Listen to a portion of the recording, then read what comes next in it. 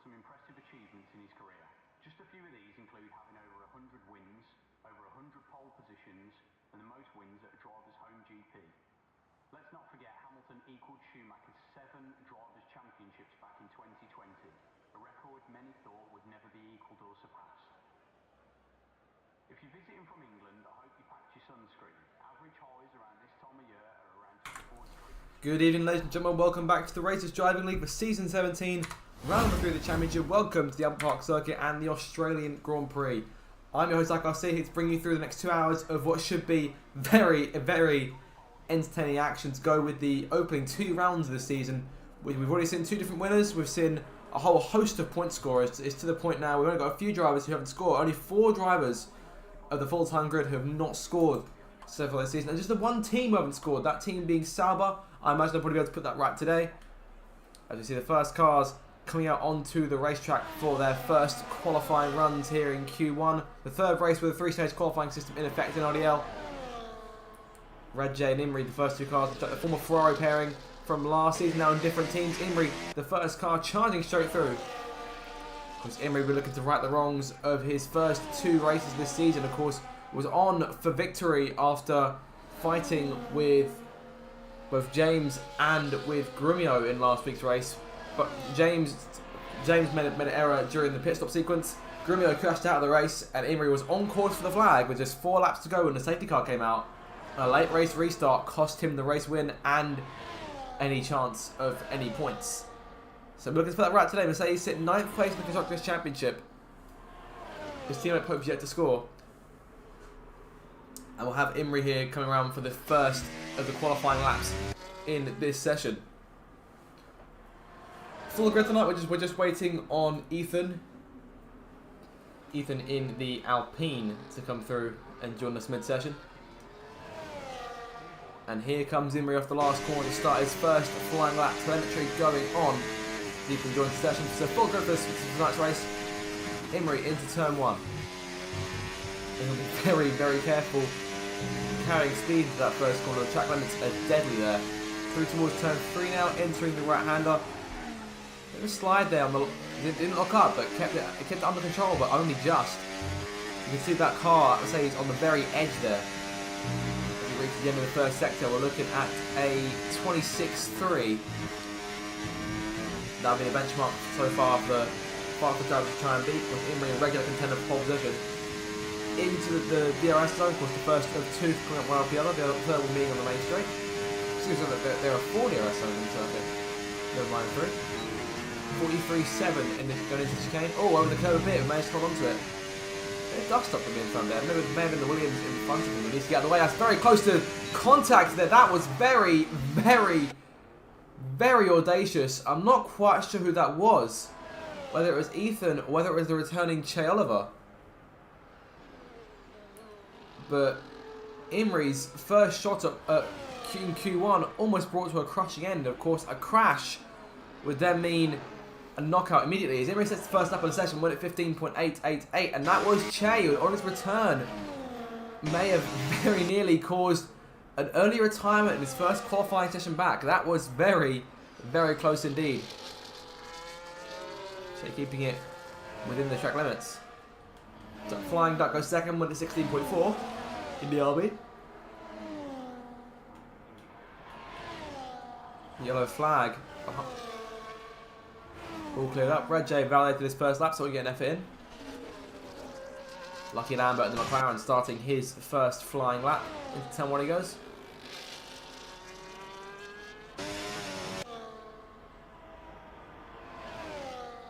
Keeping it nice and steady as he runs towards turn 3. Oh, there he goes. Very close. Maybe a bit commentator's curse, if I'm honest. But that'll be that attempt aborted.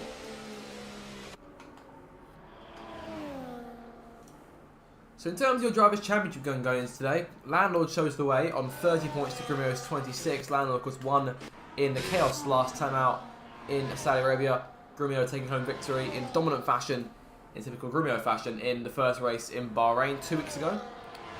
So those two, 4 points separating them. Crovey is there in third place. That's a qualifying ban for this week, so will be one of the 5 cars out in qualifying in his first qualifying session.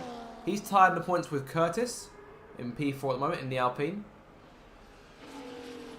As I remember now that Ethan is in a Williams, not an Alpine, so that's on me. Curtis over the line, speaking of which, 1 minute 16.9. Slower to the 3 times so far. We'll keep an eye on Lucky here. Red Jack puts himself P4, 1 minute 18.7. Lucky now into the third and final sector. I imagine this maybe a quite slow lap here by comparison. Pope over the line. Of course, Pope, one of the 4 cars yet to score this season. Caught out in a collision with Badman in Bahrain, and then caught out late on in Jeddah. And hoping today that the season 11 champion can get the first few of his championship points on the board for the first time in at least 3 seasons. Sorry, at least 2 seasons. Well, his last race before these ones back in season 14.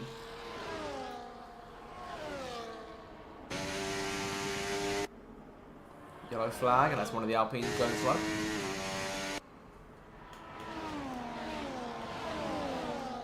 Ethan through for his first time run. Landlord into the third sector.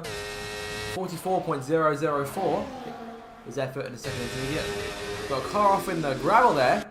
That's one of the Ferraris. That would be Red J. So I'm unsure what he's done there, but he's got to wait for him to go past before he can make his re-entry. Get up here with the last car through, there he goes. Oh, and there goes Pope off the circuit. Several cars finding the gravel very early on in this qualifying session. That does not bode well. Landlaw goes second. The championship leader doesn't have what it takes to top Imrie just yet. Of course, this first session will be all about just trying to get yourself into Q2. You don't want to make too many efforts here.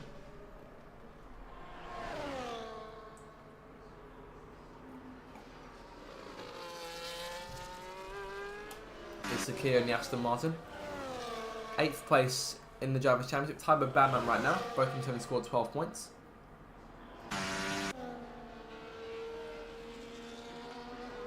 Here comes Econ for the last corner. We'll see what his first time lap brings out. 1 minute 17. He's off P7 right now. Only Lucky Lambert and Reggie gone slower so far. Gaming James out of lap here. 26.4 is his first sector, 44.1 is second. Of course, again, contender for pole in last week's race. And in both the first 2 races, managed to snatch the lead in the early laps. So James is a contender here, despite not having the points to finish the job just yet. From these first 2 races, he scored just 10 points. As he comes off the last corner here, we'll see what sort of time he can pull out. Looking at 16 here, 1 minute 16.3. That's enough for 3rd place right now, just in front of his teammate. Sakir starts his first flying run of the session. No Grumio tonight. The only 1 or 2 reserves in the field, rather, it would be our debutant Green 5855, who is coming in, filling the boots for the reigning champion today. He's on P8 right now on his first lap, 1 minute 17.229. Yellow flag in the 2nd sector. Everything looks to be all clear there, just slow cars moving out the way. Both Saubers down the racetrack, of course. The only team yet to score this season. Weren't able to make the first. Cott didn't make the first race, made the second one, but things didn't quite go to plan for him. Websy spun off the line in Bahrain and quickly ran into problems. If my memory serves me correctly, there was collisions of some kind. But hopefully for the Saubers, it's been the day we can get both the points, both of them having points on the board. Of course, one of the stronger lineups in this campaign. At least on paper, the first 2 results leave a lot to be desired as a team. But given that, of course, for one race they didn't actually have both cars in the lineup. It was Che at P6 here, all at 16.831. Of course, previous race winner in this league. Went toe-to-toe with Grumio for the title in season 14, but lost out. That was Grumio's 6th Drivers' Championship. And he's got one of the Aston Martins company there right behind him. Have a look back here. That'll be Wisburn on an outlap. So in reality, shouldn't really be fighting Che here, but Che's let him go. Curious, given we could see a slipstream come into play here, but Che will have to hope he doesn't get held up too much by the Aston Martin in front.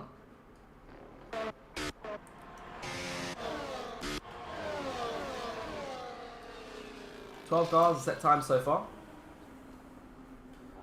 Here comes Cox with the final corner. We'll see what sort of pace he's got. Can he match Imrie? The only car's put it in the 1 minute 15 so far. Towards the line. Not quite in the 15s, but very close to Landlord. Looks like again last sector, one of the Mercedes cars going so with the Pope going slow. A lap invalidated, and he's got Lucky Lambert to stay in front of him.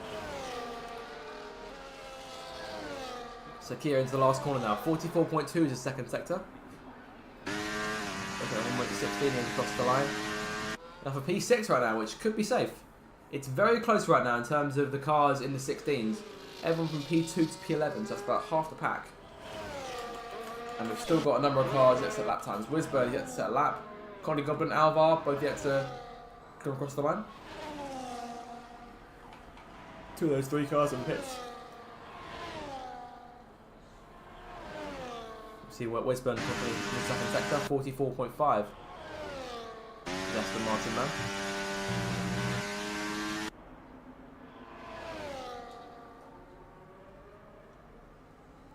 Yellow flag for his teammate on the other side of the racetrack.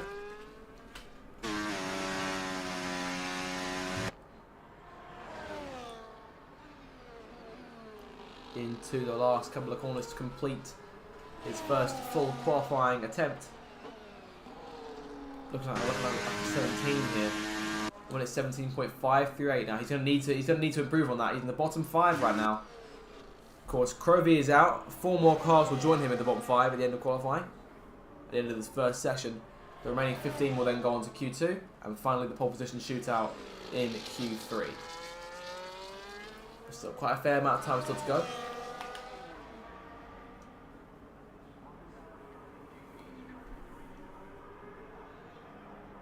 Yellow in the third sector, that is Sakir going slowly by the looks of it.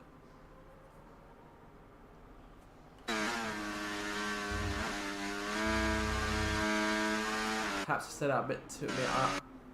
Oh, okay, Imri's retired, so Imri is, of course, the leader. I imagine he's calling it there. He doesn't really need to go out for another one. Neither does Landlord. Both those two more or less locked in. Cott in third, James and Duck in fourth and fifth. Into pit lane. 5 minutes to go in Q1. Still time for both Courtney Goblin and Alvar to make their way back out onto the racetrack. Plenty of time for Wisburn and Red Jay to have another try. And guys like Ethan, Lucky, Green, Pope, they'll be looking over their shoulders in a minute.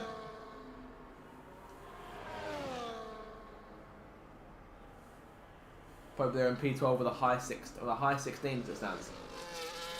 So may need to improve on that.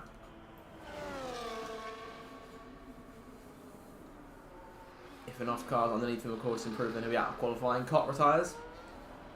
So the top 3 or 4, I'd say more or less safe. I'd say James retired, I'd say probably Duck is safe as well. It'd be mighty close, but I think he'd just about manage it.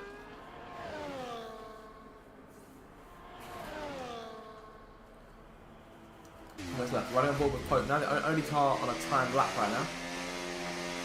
Green and Lucky both out in the racetrack too. Pope invalidates. We'll go to Green then. We'll see what sort of lap he can put out the tank. He's got an RB there in front of him. That's flying back on the racetrack, but moving over to the side, allowing Green through. Into 3. Good run so far.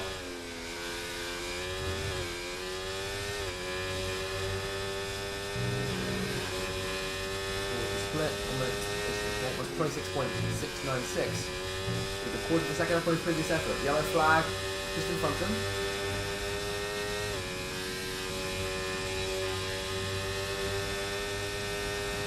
Narrowly emerged in that second sector. 44.3, getting another 10th.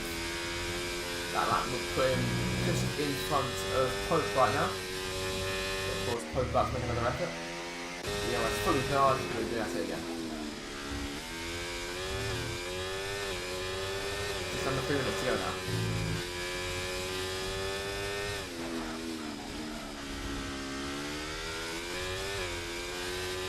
Out to the final corner, we'll see whether Dave Tonk can put himself. Can he make it to a good position to help him into Q2? P10 for the minute. It's a decent time. It's a time that could potentially still go out, but a decent time nonetheless. We'll have to wait and see what the car behind him can pull out the bag. Badman retires.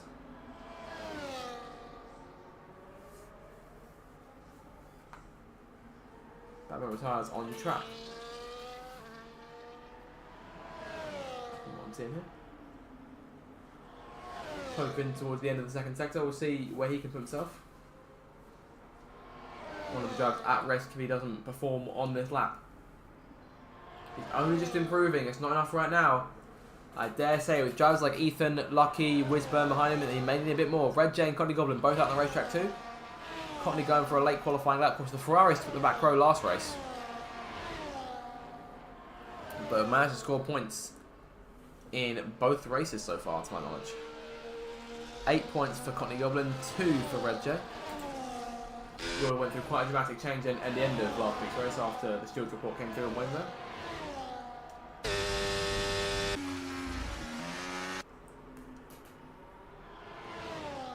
Pope into the pit lane here. That's a big gamble. We could see the former champion out in Q1. He's retired from the session. If 3 cars behind him improve, then that will knock him out. All of the bottom 4 out on their out laps now. Ethan into the last corner. Good exit. We'll see if he's got enough to try and take over a spot higher up the order. P13 just in front of Pope. He's the one to watch in the last minute. Green retires. I think he may just be safe. Lucky Lambert. P10 there. Webb's in on that lap. He hasn't got long. Wisburn goes through. Red J starts his final lap. Connie Goblin also on lap now as well. Alvar, I imagine, won't make it around. He's got 30 seconds. It's going to be tight, but I get the feeling he might not make it. Nope, he's not going to make it to flag in time. So Alvar will be one of those cars out in the first part of qualifying. He joins Crovey in the bottom 5. Connie Goblin for his first lap of the weekend. JB calling it there as well. Ethan down in sector 2, but looks to be safe for the meantime. Checkered flag is there. Chase improved to P4, just in front of Gavin James. So this could be a very close qualifying session. Lucky Lambert retiring as well. Red J retiring. He's out of qualifying. But can he sit there with a better time than his teammate, who's just round the last corner now? Wisburn is through into the last sector. He's half a second up. He needs a bit more to knock out Pope, but Courtney Goblin could knock him out here. Not going to. Courtney's out. Pope is on the bubble right now. Can Wisburn knock out the former champion in the first part of the session? He was half a second up. He needs another 10th more from that.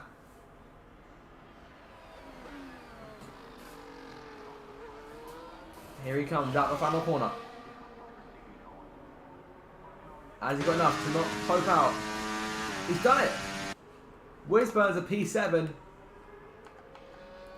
Only Webb's on the way through. He's safe in the next qualifying. Imrie tops the times. Ethan scrapes through. And it's Pope, Connie Goblin, Red J, Alvar, and Crovey who are all out in the first part of the session. The remaining 15 will, of course, all move on. Imrie, Landlord, and Cotty on top 3. Che there in 4th. Gaming James down to 5th this time. So not as high the order as he was.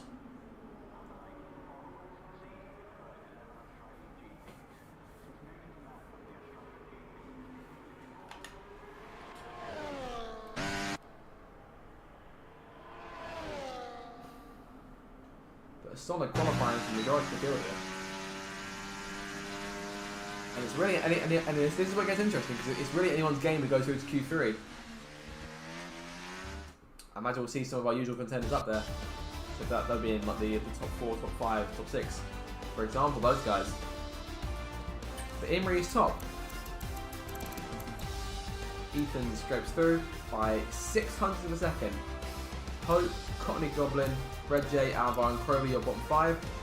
And they will sit 16th to 20th. The Australian Grand Prix to move into Q2 in a matter of months.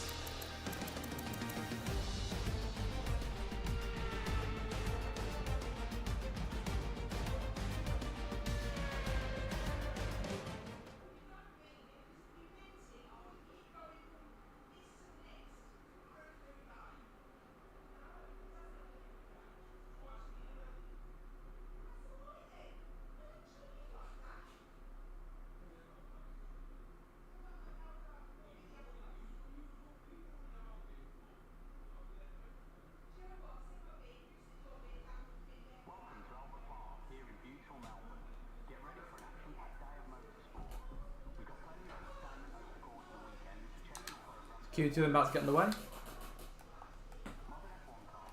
15 drivers remaining, and this is where, as I say, this is where it gets a little bit more tense, because a lot of drivers around the same sort of ability level. The midfield very close this season. We could see any one of these 15 drivers getting knocked out with the wrong permutation of results in this session. Again, Imrie the first car out.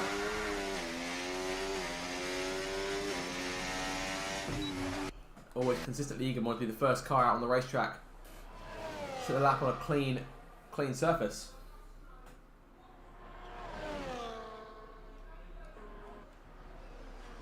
Red Bull, that's Flying Duck in the Red Bull who's just come out behind him in the RB.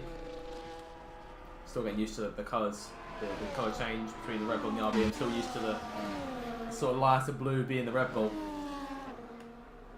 But I'm sure we'll get used to that as time goes by. Almost all of the cars on the racetrack almost immediately. Gaming James stays in the pit lane, Ethan stays in, Green stays in the pits. Sakir, Badman and JB. So about half the pack are on the track now. Caught there in the Sauber. Didn't drive in the first race.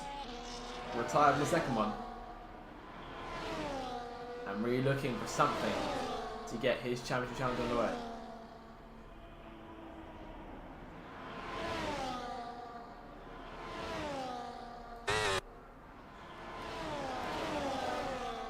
Imrie there towards the line. Start the first lap of Q2.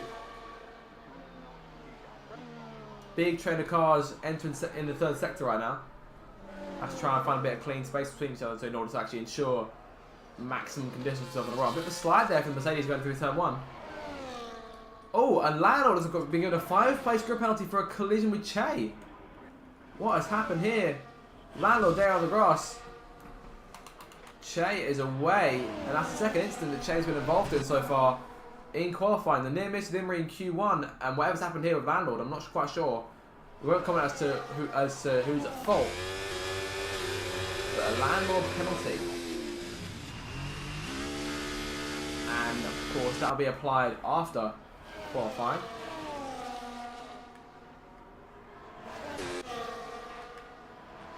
Imrie 44.015 in the second sector as a fast one.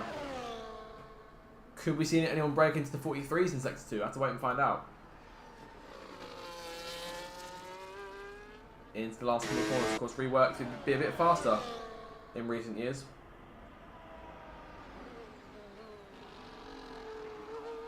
And now the final corner, the first lap of the session. Looks to be another 1:15. 16 there. Oh, so not quite as quick as his Q1 attempts, but perhaps they could be old tyres. It's not uncommon for these guys to be going on to doing laps on their old Q1 tyre sets before then going for the fast one on the fresh set given to our guys for Q2. Cotton taking his first lap. Let's get another effort. Wisburne's P3. Flying Duck second right now. Imrie on top by less than a tenth. Lucky Lambert now. The teammates have been collided in some way. JB was spun out, and Lucky Lambert becomes the second driver to be hit with a grid penalty. JB hits the wall on pit entry. That was very, very confusing as to what's going on. And apologies, we've missed both incidents here.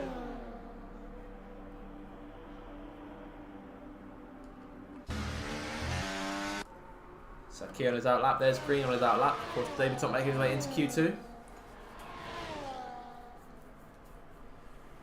Always positive. Could we see him take a place in the top 10 shootout? We'll find out in just over 10 minutes or so.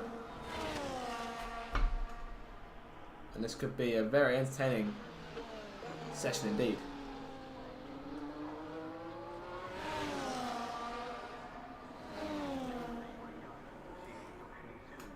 Over the line and start that first lap of the session.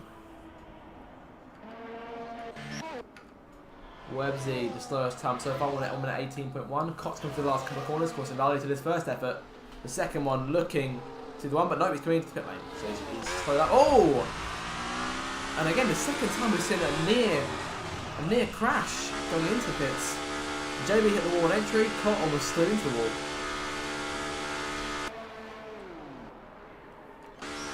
No time set for the former race winner on that first run. Badman there in P3, Red Bull. Man also in the pit lane, hasn't come out for his first run just yet. 44.3 in the second sector for green. We'll see what he's got. James earned like that.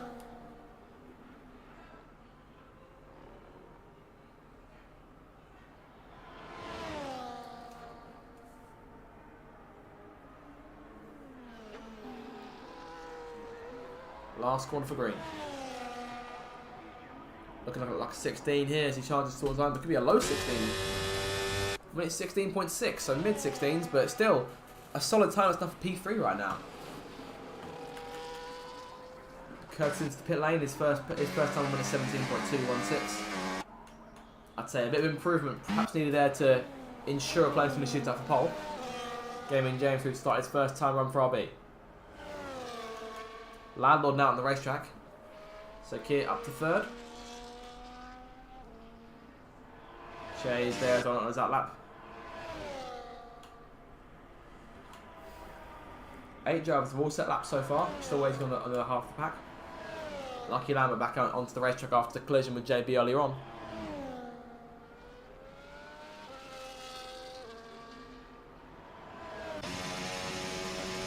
Try the wall with McLaren here.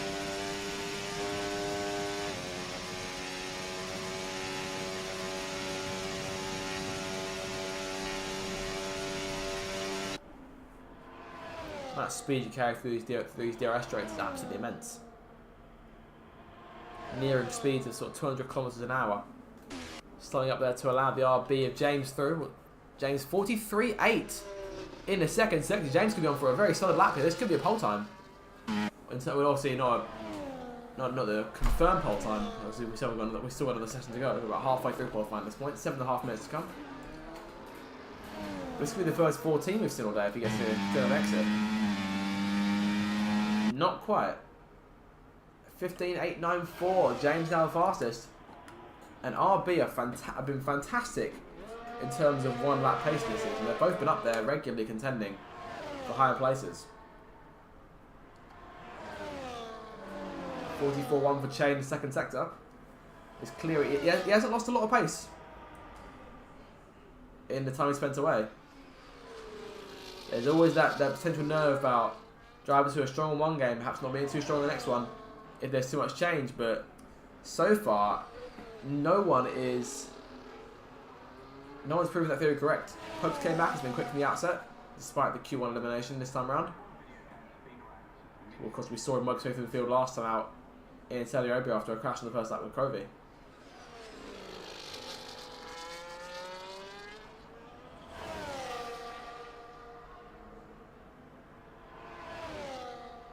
P6 for now. In that bottom half of the cars going through. Still waiting on Kotz at valid time. Lucky Lambert's on the track now. 46.5 is second sector. That's looking at a woman at 18 or 19 here, so I imagine it want another effort. But the ERI still charged. I'll be ready to go again.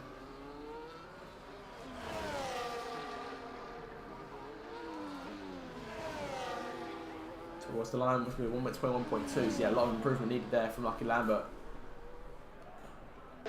Bottom 4 all in the pit lane right now.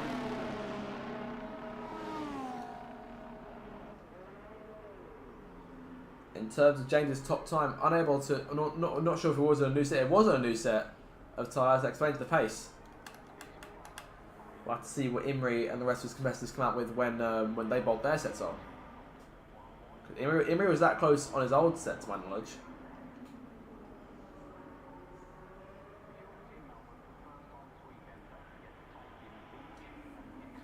But still, what an exciting qualifying room for here.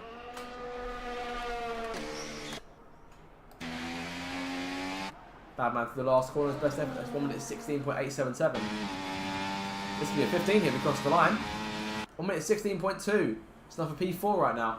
I'd say that's the sort of threshold you want to be reaching to almost guarantee yourself a spot in Q3, given the sheer number of times over 1 minute 16, and then from there the 4 cars have not set times yet. 3 of them are on their outlaps now, including Cotton Landlord. Arguably 2 of the fastest qualifiers in the RDL right now.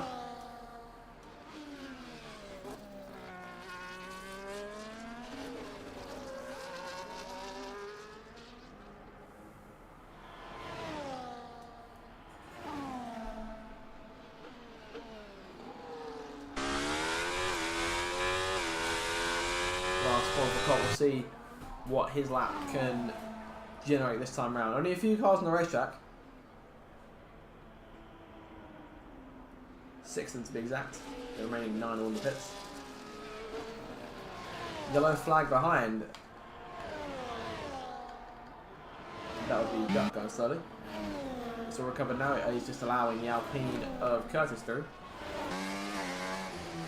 This last time on 1 minute 35.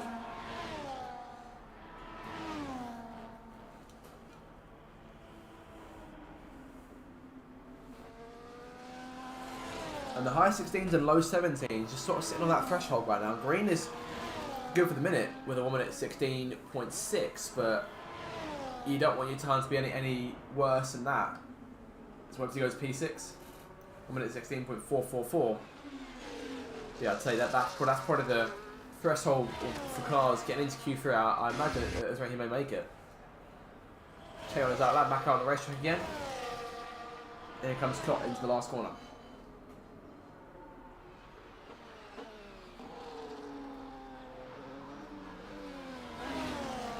DRS to pull once again. This will be 15 potentially if they can finish it off. It's going to be 15. Cot massively improving there. 1 minute 15.638. That's a fantastic lap. He takes the lead by just over 2 tenths. Imrie now in his fresh Q2 set. We'll see what he's got to offer. Flying back P4 at the moment. Batman P5. Sakir P6. There's Websy, Ethan, Curtis and Green your top 10. As of right now, chasing down the bottom 5. We'll be joining Wisburn, Lucky, Landlord and JB at this rate. We've got Landlord coming towards the line. He goes P3. That moves Green into the bottom 5.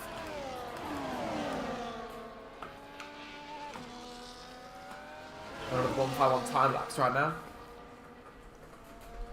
And this race, in prospect, is looking mighty close.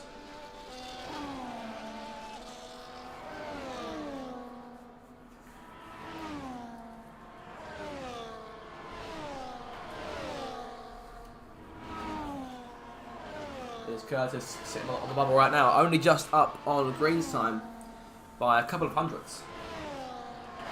It's going to be very close between these guys.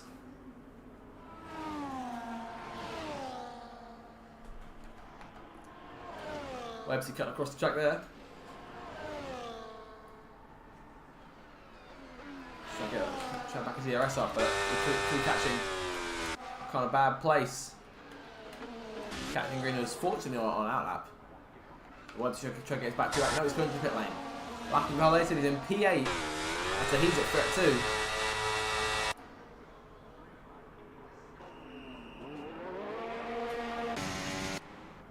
2. Imrie down to P5 right now, but a quarter of a second up in this first sector. So you can do in sector 2. 4 tenths up, 43.5, sector 2. Just over a minute to go. Landlord retiring. Green, Che, Wisburn, Lucky, JB or bottom 5.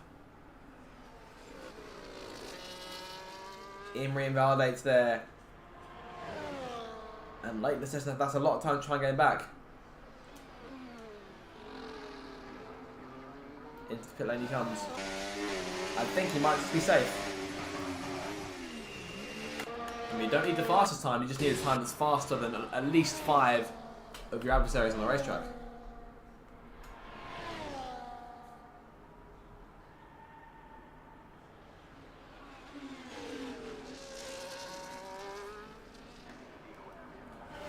JB over the line for P13. I imagine I could see him out qualifying. Green wave to the line. Badman. Sorry, that'd be Duck on the racetrack, who may make it. Nope, he's pitting. So only a few cars left out there right now. Badman retiring now. Green, Lucky, JB and Wisburn all out on laps. JB retires, he's out of qualifying. Green retires, he's out of qualifying. Lucky going slow, he looks to be out. Wisburn is 3 tenths up. As of right now, he needs a total of about 6 tenths to get into Q3.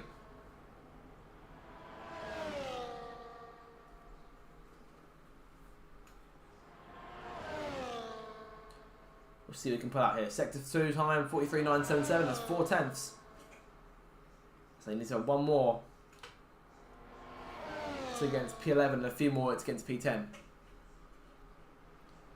Che retiring. Wisburn with the last car of the line to complete the session. Last time we saw a late knockout, which is a session ago. Can we see another late elimination? Will Ethan hang on with his time there? Wisburn towards the line. Has he got enough? I don't think he's quite done it. I think he's just missed out. P11 for Wisburn. Ethan will fight on. And the Aston Martin, they're in the bottom 5. So Cott goes fastest. James in second, Landlord third. And your bottom 5, Wisburn, Curtis, Green, Lucky Lambert and JB all out. And there is your top 10 going through the shootout. So we're going through them: Cott, James, the Landlord, Duck, Che, Imri, Badman, Sakir, Websy and Ethan all getting through. Ethan by the skin of his teeth. Again, even closer than it was in Q1. Just under 200 in it. And of course the grid penalties for the McLaren cars, the collisions, mean that they will drop to the back of the field.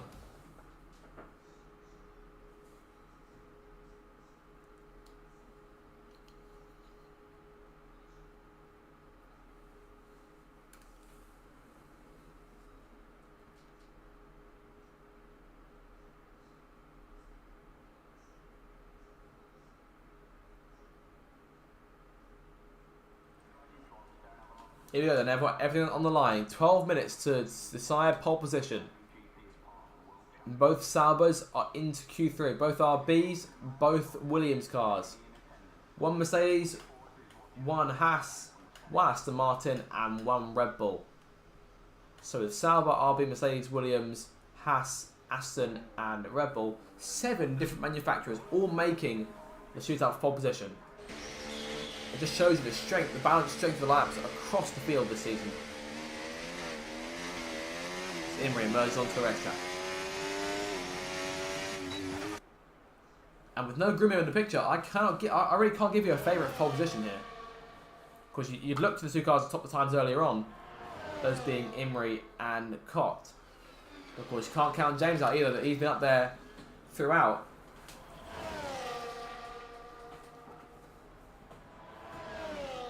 Flying Duck and Shay could also pose potential threat to that if they can find those several tenths they need to try and close up.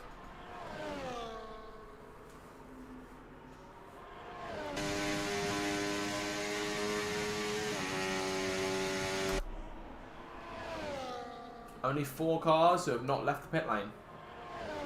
Those cars being James, Ethan, Websy and Badman. Everyone else on the racetrack, almost one behind the other. There's a bit of a train going on here as Ethan leaves the pits.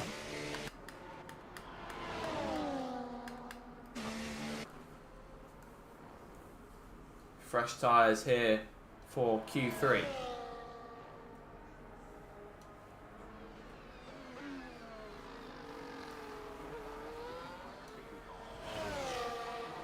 Let's see what Imri's got. I remember, Landlord has that grid penalty, so regardless of where he finishes here, he'll drop 5 places as a result. So he can't start pole. He can nab the pole time, but won't start any higher than 6th place in the event he does that. Good start to lap from Imri here. We'll see what he can pull out.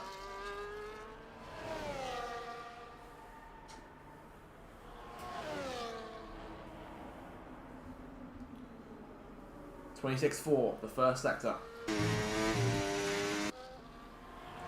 Very fantastic start. Imri is on it today.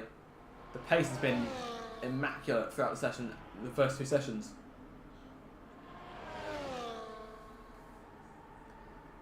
.43.7 in sector 2. And we can see that Mercedes sliding a fair bit in some corners. He looks like he's got control of it.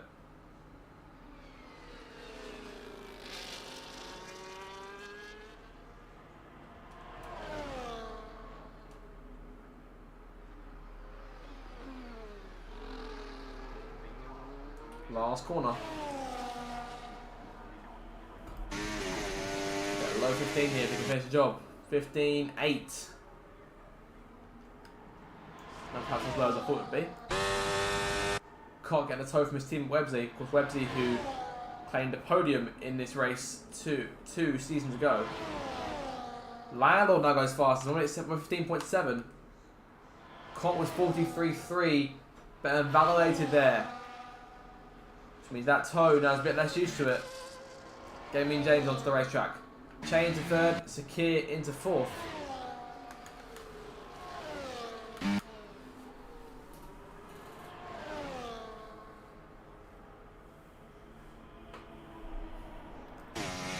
More belief in here to go through the first sector.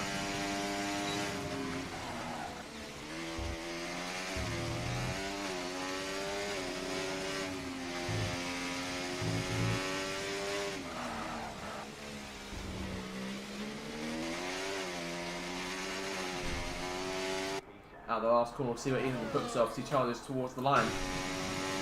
1:16.4. It's 0.6, sorry, it's enough for P4. Just a few tenths, about half a second off his teammate, but a double second row for Williams right now. Sakir 1.7 down, invalidated. Cot is down, letting the brother Badman go through. 27.7.571.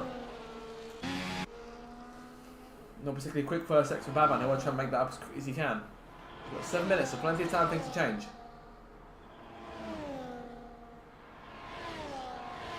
And Lando retiring. Landlord puts it in, says that's the best he can do. P6 at most for Landlord, but I doubt anyone's going to match that. You have to move him further down the order. Second place finish obviously means 7th, third place would mean 8th, 4th place would be 9th, and 5th would be 10th and below. 5th or lower would be down to 10th.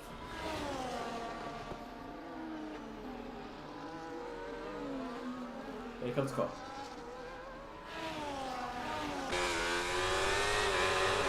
Into the pit lane though, corner into that run. Websy P4. When it's 16.125, so splits up the two Williams cars. James into the towards the end of the first sector. 26.2.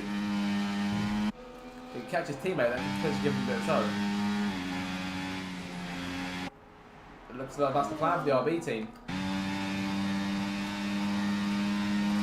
Look at that. Flawless play from those guys. 43.6 in the second sector. Keeps it within the white lines.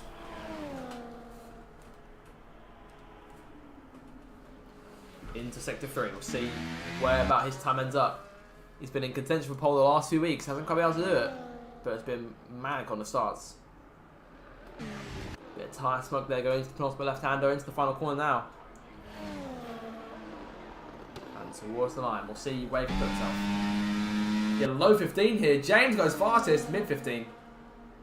We're at 15.507. That's enough for pole by 2/10. Landlord will now start as low as P7.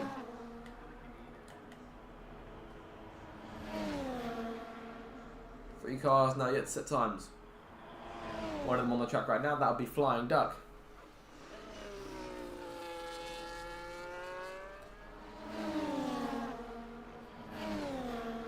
And could Duck potentially get the same toe he gave to his teammate last time round? I mean, they're both still quite close to each other. Will this plan for RB pay off?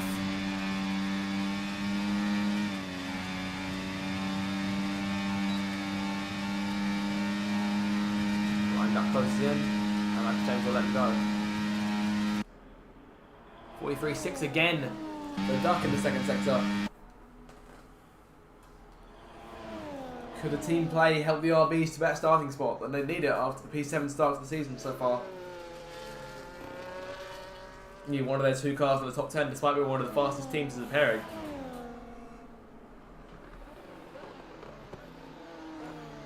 Last corner for Flying Duck. Can he pull it off?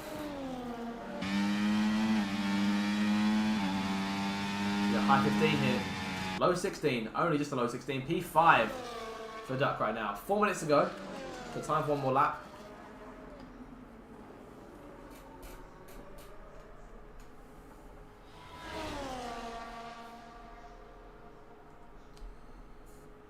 Can't get his last bit of temperature on those tyres.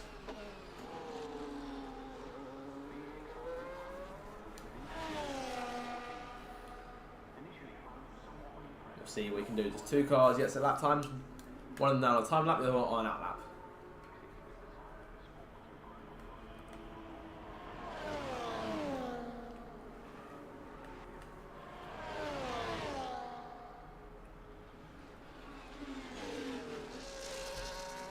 Cott looking for that pace in which he used to top Q2. Can't find it just yet. We'll see where his first sector looks like. 26-1. Now, could these Sabres take a leaf out of RB's book? Webster's doing his outlap. Could he give Cott a run? Oh, Cott's like massively. Oh, he's invalidated. And that'd be a big dampener for him. He's got time to go back around, but he's got to charge with CRS again and go hard. He's got 3 minutes, so plenty of time to make it. And I imagine that if Websy stays out, he can still try and potentially give Cott another run. But I think he'll be more focused now on trying to set his own time. He's P6 right now.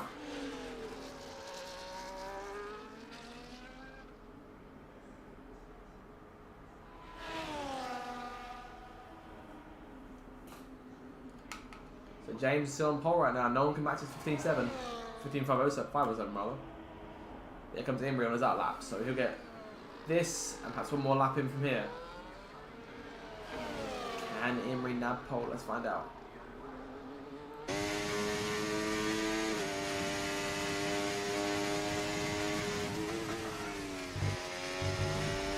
And there it goes. And I dare say that lap got over before it really got started. Going to make around 2 minutes now. With the DRS fully charged, have one last chance at that lap. But James looks like a shoe in pole right now.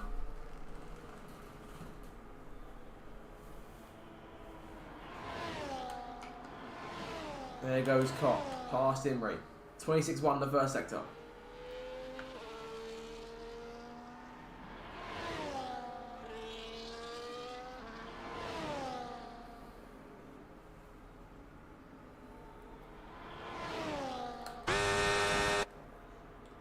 .43.5 for Cott in the second sector.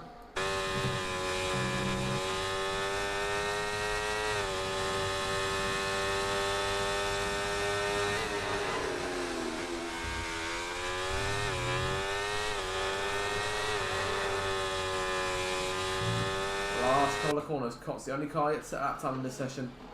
He's got a minute to go.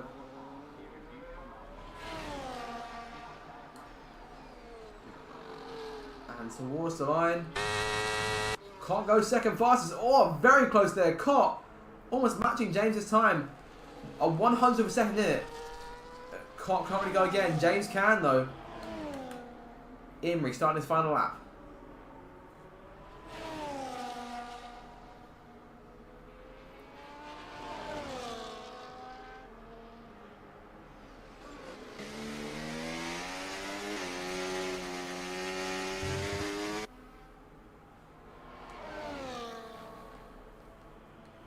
See what Imrie can do. 20 seconds to go. 26-1 this first sector. Has 2 tenths. He needs another one. Top 5 all set in mid to high 15s.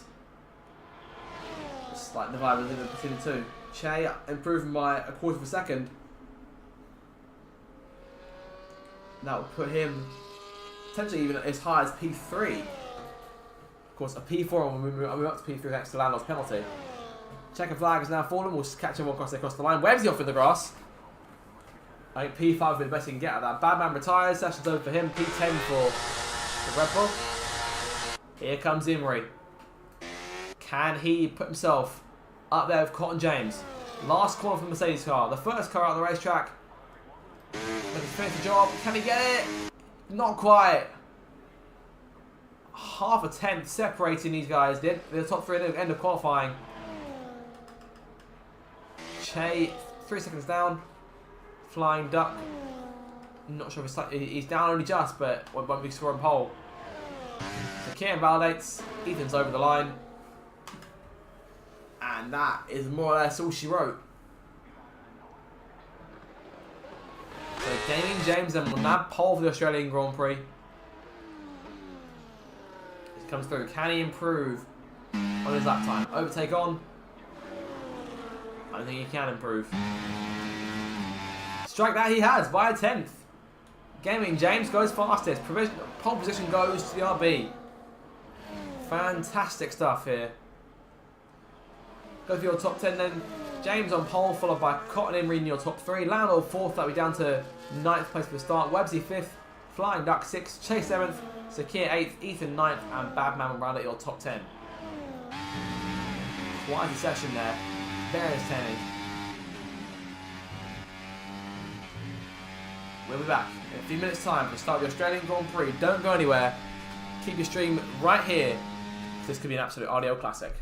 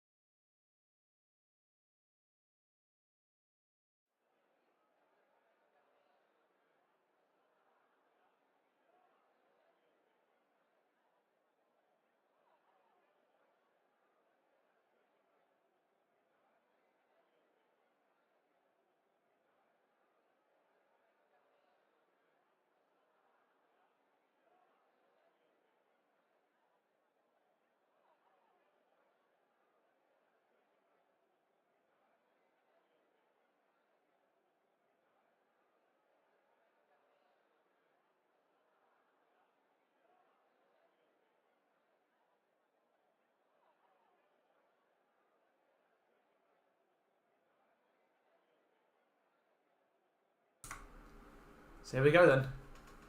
About to get underway. The Australian Grand Prix, the third race of the RDL season 17. If you miss qualifying, you're in for an absolute treat here with not as much as what to expect because qualifying was intensively close. James on the pole, looking to finally get the job done and win a Grand Prix here if he can.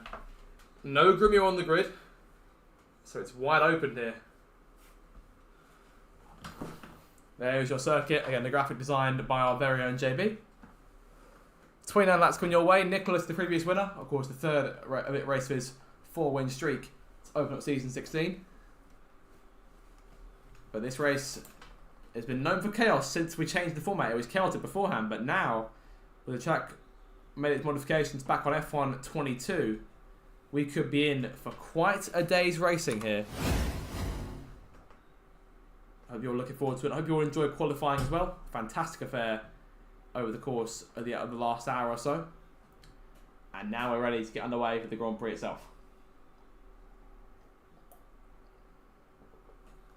Of course, the situation in the Drivers' Championship here will be Landon looking to extend his lead. He's got 4 points over Grumio in the standings. Grumio not here tonight, obviously. Has to lead the constructors, but with only the one car in the race, there's an opportunity for the cars for the teams behind. Red Bull, McLaren, Aston Martin. The RB team needs some points on the board. Mercedes needs some points on the board. Kick Sauber need to score. We've got a full grid in for you guys tonight. So without further ado, let's go through your starting lineup. So starting from the back row, JB will start dead last. He's got Grove Company alongside him. Croby serving a qualifying ban. JB and Lucky both serving grid penalties for collisions during qualifying. Set during Q2. Alvar lines up in P17, having your starting tyres as well. Mediums and hards, no one going for that soft tyre to start off the race. Alvar P17. The two Ferraris together on row 8. That's Red J and Courtney Goblin. P16 and P15 because rocking the HP livery for Ferrari. Oh, car around there. And that is... I'm not sure who that was. Someone up here, clearly. Not a clue, they recovered it, so no issue there.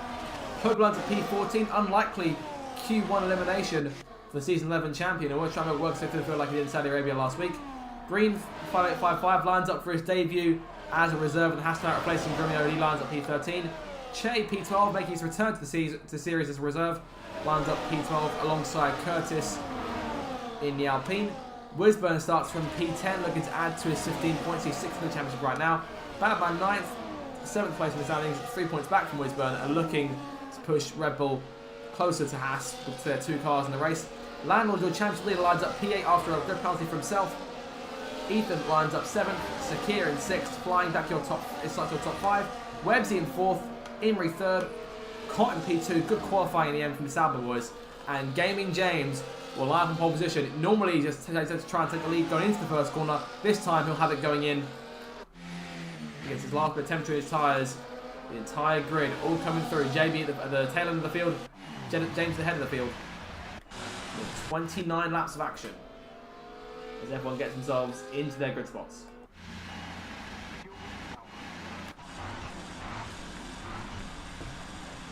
Neither Cott nor James lining up with the angle. As Crovey and JB take the last spots on the grid.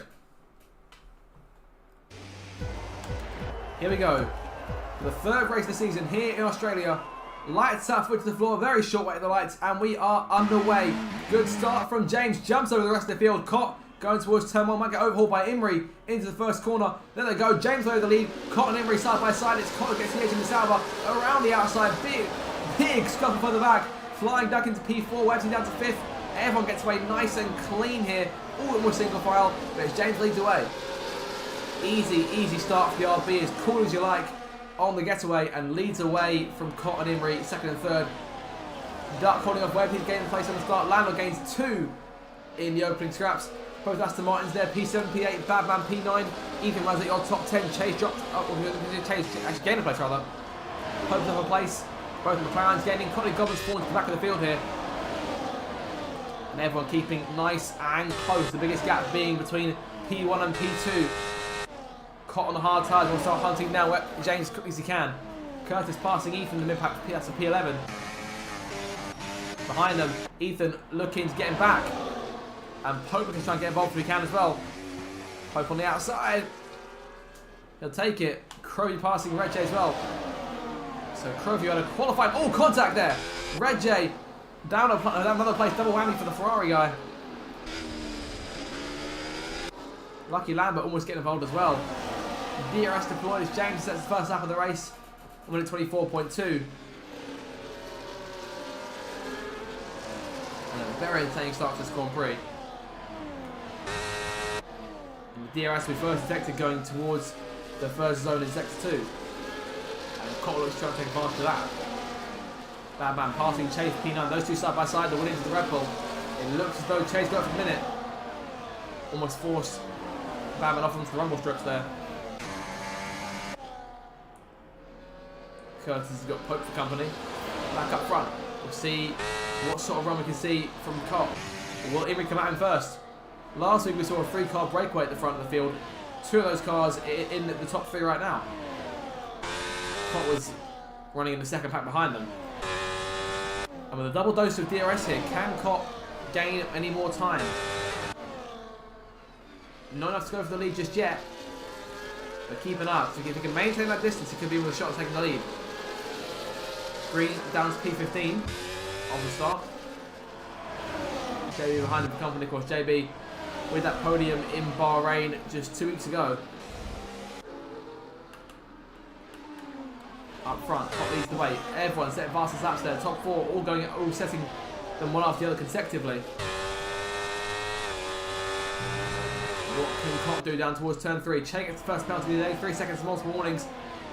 Cott briefly looked for an opening. There wasn't one. Yellow flag for the back. And that's Wisburn out of the race. Wisburn's out. That's a big crunch there in the middle of the track. Virtual safety car's been deployed. JB 10 seconds for ignoring the yellow flag.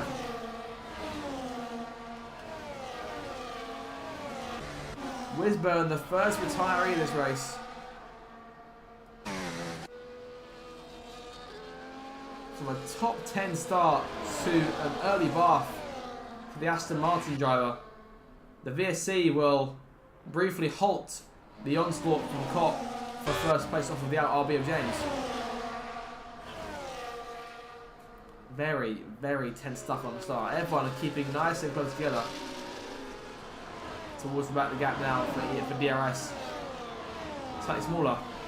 I believe Pope's got damage there. Pope has lost an end plate. And that is not a positive start to this race for the Season 11 champion. Back up front. DRS in play once again. Cole get back to work. He was within a tenth almost going forward to turn 1. Those hard tyres didn't a lot of help to start with, but we were going to go for a longer first stint. Just can't get enough runs to challenge. Big lock up. Lando making moves now, looking to try and pass Websy. Harangin v Sauber. 3 cars in the pit lane, both Red Bulls are in. So Crovey, I assume Batman and Pope both get damage in that too. Frustrating start to there. Up front, Cock going for the lead, looks to the outside of the racetrack. I think Sauber might have it here. They're dead even. Cock jumps in front. But James is right there behind him. A bit of overtake could be the money.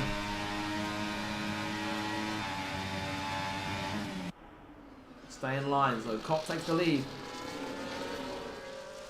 Top 6 is pulled away to quite an advantage here. Che there in P7 right now. Sakir in P8, Ethan 9th, and JB up into P10 now. But with that 10-second penalty. So a number of cars involved in that first instant with Wisburn. And now slightly further back.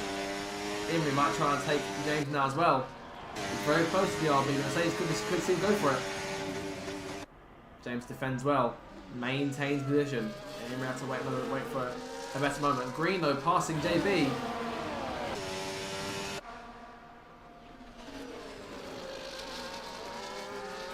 The rear end of JB's McLaren looks to be quite snappy here.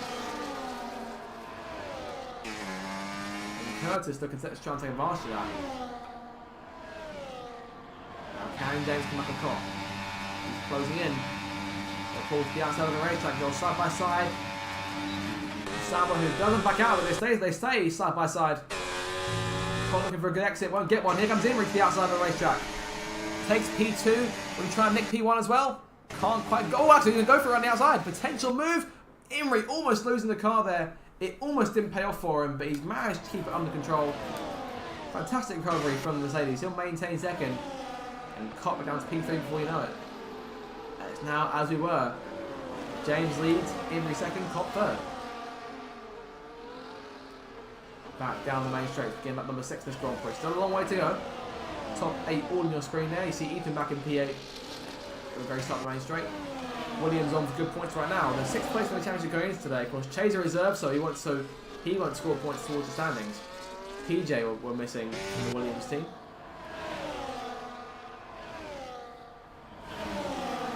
PJ still standing as the RDL's most recent first-time winner. But James could be looking to try and break that today.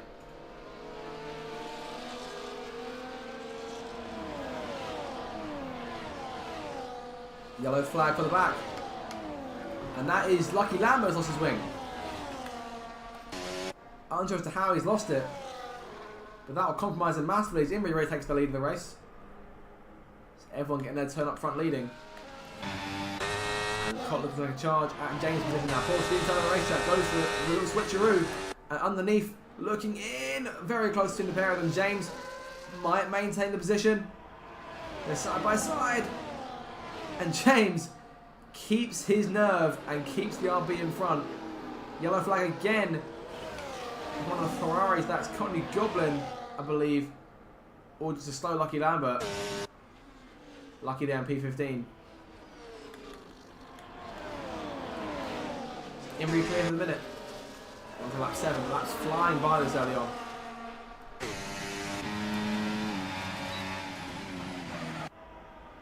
Curtis now taking Davey for the points pay in place. Lucky's in. Not what I imagine would happen. No, it's trying to pull off a 2-stop now in this race. I'm glad we run green throughout.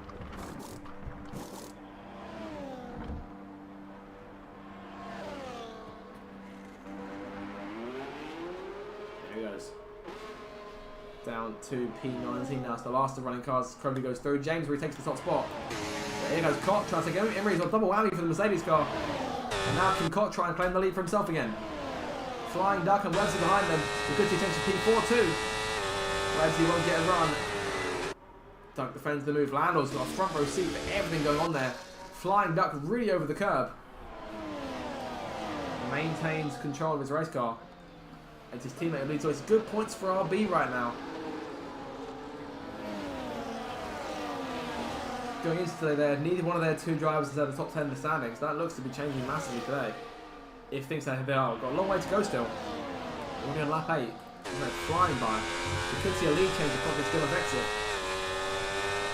He's going to go for it. He's going to pull to the outside of the racetrack. Draw alongside the RB and get clear.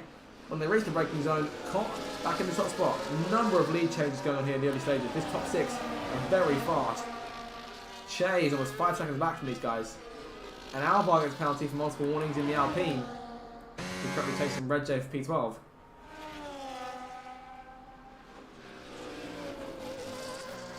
Those two about 6 seconds back from JB. And Che with a penalty. That's the second of the day. 6 seconds to his name now. James back in front. This part of the racetrack is really where it all seems to go down. Shakir penalty. Landlord looking at this in the background, trying to find something to get around Websy. Let's have a look at your biggest gainers and biggest droppers so far in this Grand Prix. So drivers getting the most places so far is JB, who was in P10 at one point, but down to P9. So P11, sorry. He's gained 9 places in this one. And the biggest drop so far has been Sakir, who's gone the exact opposite way. He's lost 9 places. Started from P6 down to P15. Badman's lost 7. Of course, Joe has lost the most is Wisburn, who started P10 and now around P20. As Cott looks to retake the lead. They're side by side this time. No one's got the edge going in. But Cott, out-braking James, but very near. There's a light tap there, and James reclaims the lead. You do wonder how much longer can they go before there's a serious touch. Because we're getting constant scraps for position. And all it takes is someone perhaps not yielding as much as they need to. Going into a corner such as next one, goes to the chicane. Cott draws alongside James. Imri has to make it 3 wide. He always went for it 3 abreast going into the chicane. Imri jumps to second. Poor exit though. Won't take the lead from Cott. Remarkable racing so far. Landau falling back from Scott Kennedy. It's down to 7 tenths behind. Still in DRS, but struggling here. The Haas team not as quick this weekend, but Green is back in the top 10 now. He's fighting to get close to Curtis in the Alpine. Davey 1.5 back, still with that 10 seconds to his name. Alvar now around Red J. Got the Goblin P14. Those Ferraris now in position this season to nab points where those in front are making mistakes. Which is always a good sight to see the Ferraris scoring points. Webb's looking at a Flying Duck here. These two have been an afterthought in the race, given the race going on in front of them. So, contact there, and Webbsy gets run off the track. Landlord around the outside, contact again. Webbsy losing 2 places just like that. And now break the pack up. Flying Duck in second back from James now. And Cott is pulling away. There goes James going shooting past over 300 kilometers an hour here down this DRS straight. And shutting Cott down with relative ease. He can maintain that going for the chicane. Right back with him. Everyone now spaced out.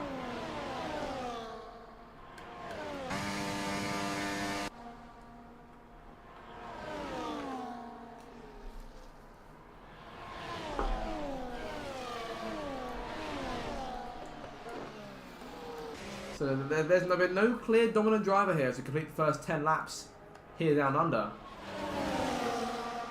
But there's been a train of 6 that have just been impossible to hunt down.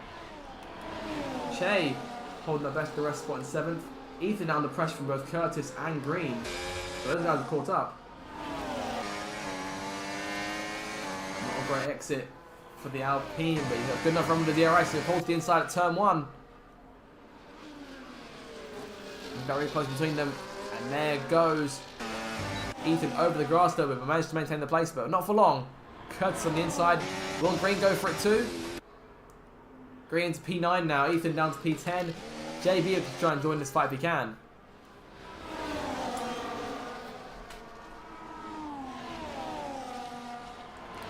Up front, it's now just James and Cott. Imrie dropped back out of DRS. Duck now looking to threaten him. Ethan with a time penalty. Mano a mano for the top spot. Unless Imrie goes back in.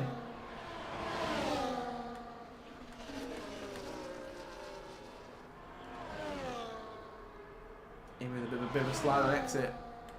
Duck won't take advantage. Just keep an eye out. How much longer those medium tires go? This is where he's probably going a bit longer into the race. I don't think about tyres too much. There goes Duck again. On Imrie now into podium places. We'll start trying to chase down the car in front.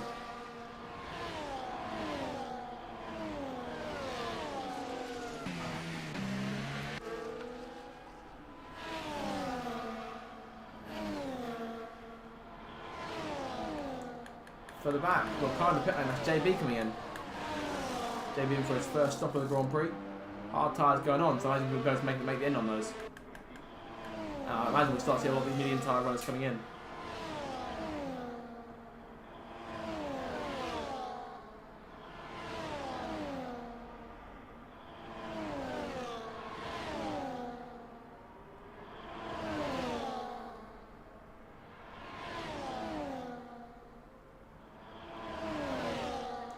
James putting Cott under constant pressure here. Webbsy and Imrie going at it. All very close here between the three cars. Near contact for those guys. But everyone keeps it under control. Flying Duck maintains his position. Now, do we see one of the RBs come in?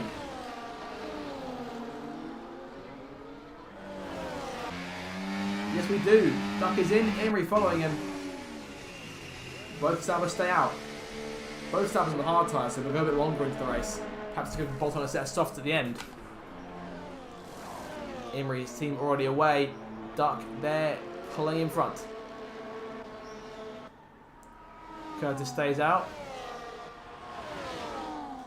Number of cars now jumping in front. Landlord, who made his stop. Yellow flag, sector 3. And that is Pope. Pope's taking a trip to the grass there. And James with a penalty. And I'm starting to get deja vu here because it was penalties that cost him in terms of the race for the win last week. In particular, the drive-through penalty. But a time one in a race that's been this close so far could be crucial. And with Cott now at the advantage, he can try and stretch his lead while he's still on those hard tyres.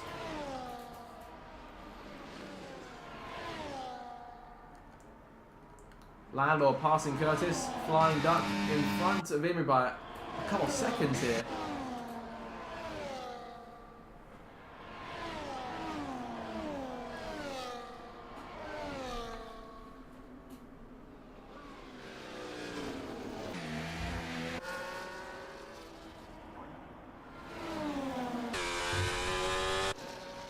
So Cott still leading. James did not pit this time. Shay's coming in. So I move Landor back into P4. Curtis stays out. Flying Duck also stays out. Ethan coming in now. Both Williams cars on that same strategy. Yellow flag again. That's Pope off the circuit. And off in the gravel. What is going on with the season 11 champion? Croby's out. Safety cars been deployed. Let's see if we get a bit of what's happened if we're lucky. Let's see. He's hit that wall on the exit. And the qualifying ban then going to the early instant. On lap 2 with Wisburn and Crovey now out, bringing an unfortunate day from start to finish to, I think, you may be pleased to see the back of this one.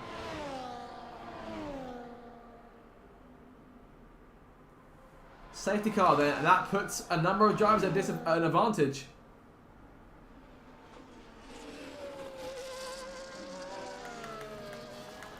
And a number of cars have been caught out.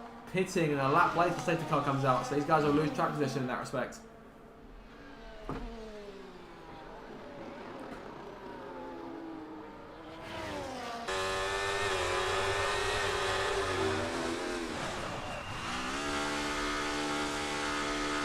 Cott comes in, James follows him. And I will now see Cott go on to a set of medium tyres. Perhaps the strap was perhaps to go soft, but won't go for them now. James on the hard, so it's a swap over these guys. Webbsy in as well. With the gap, they can afford to double stack. But Sauer's team doing the job perfectly, which is a vast change to how we normally see things in real life.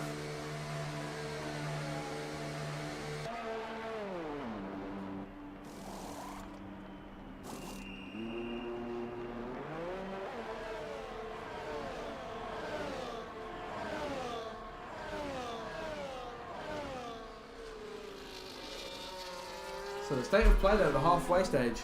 Cott leads the way, followed by James, now Lowell in third place. Webbsy 4th, Flying Duck 5th, Imrie 6th. That top 6, in terms of drivers in the top 6, unchanged right now. Sakir now P7, Chain 8th, Curtis 9th, Green Runners at your top 10. Ethan 11th, JB in 12th, Red J 13th, Alvar 14th, Courtney Goblin 15th, Badman 16th, Lucky Lambert 17th, Pope in 18th. We'll get to catch up to the back of the field. And Crovey and Wisburn, unfortunately, out of this race.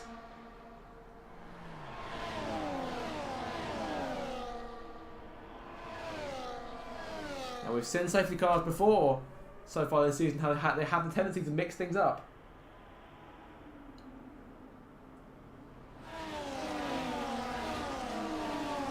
It almost feels something again akin to perhaps NASCAR overtime in the first 2 races of the season.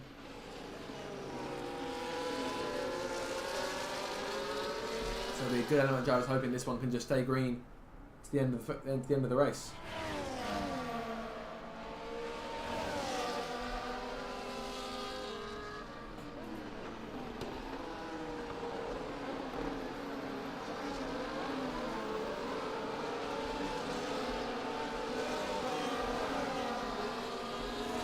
So 14 laps to go. We're at the halfway stage of this Australian Grand Prix. It's been very entertaining so far.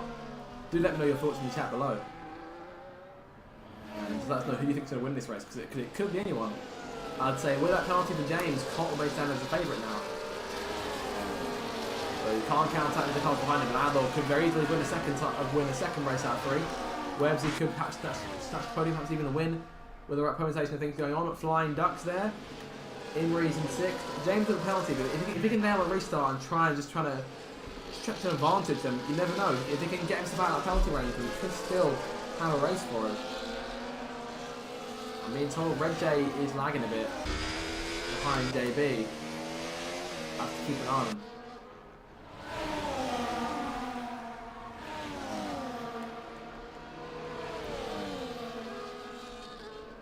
Lucky Lambert's caught up. Pope's next in turn 2. Imagine we're going to catch up and we'll get a restart.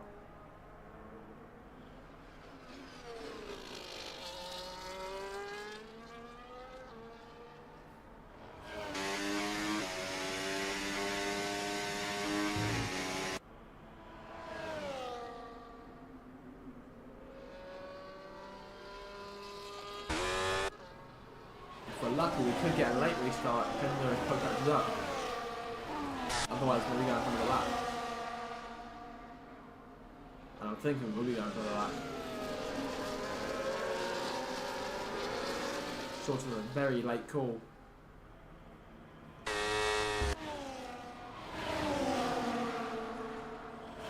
I'm going to settle it. Yep, one more lap.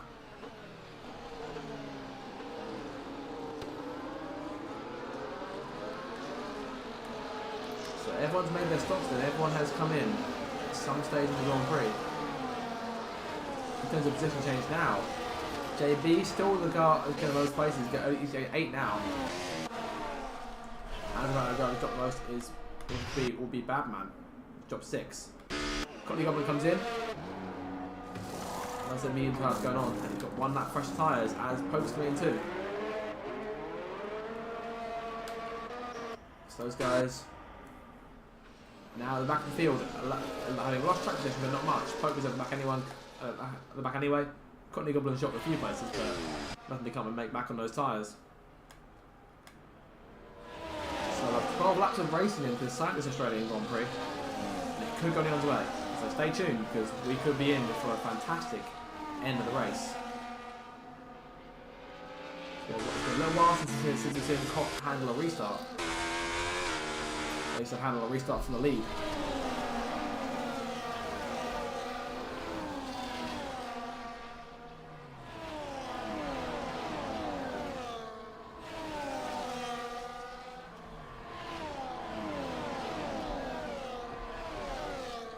Here we go, the safety car in this lap. Race control giving us the confirmation. The Aston Martin safety car starting to pull away, handing the lead of the pack from one green machine to another. But on Aston there, below Aston in P7 in this race, but of course the green Sauber pulled back to the green flag. And our debutante green in P10, and there is your car roundup for the safety car. So Cot leads James to Landlaw, Websy, Duck, and then Imrie on top 6. Can they pull away again? 4 of those cars are now on hard tyres. 2 of them on mediums. The 2 Saubers are in a very good position here to try and nab some points. Could we see a 1-2 from the former Alfa Romeo boys? Cot has left James for dead there. What a restart. He is gone by 8 tenths as the green flag comes back out. 12 laps to go here down under. Sakir, 3 seconds already. James has got work to do. He's got a lap to maintain.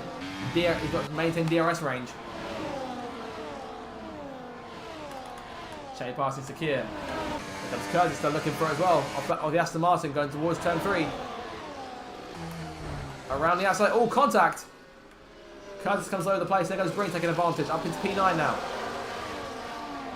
And Sakir is falling like a rock in water right now. JB goes a bit wide. Redjay goes, near contact. I'm not sure that was JB lagging. Sorry, that was Redjay lagging rather. He is all over the shop. You can see his car stuttering a little bit. It's all chaos further back.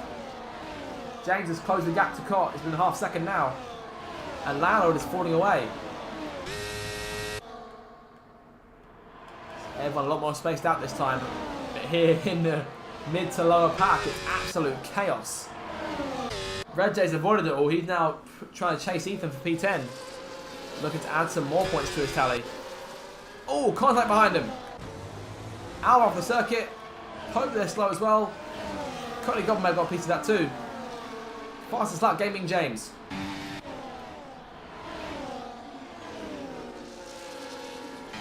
Back goes to turn 1. Hoping to the pit lane. Not sure if he's got damage.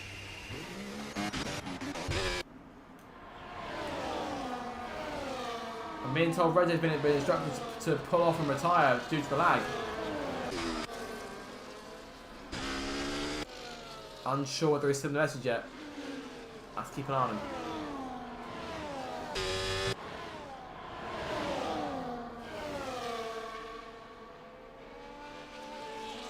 Actually, I don't know. We've been told it looks okay now. Okay.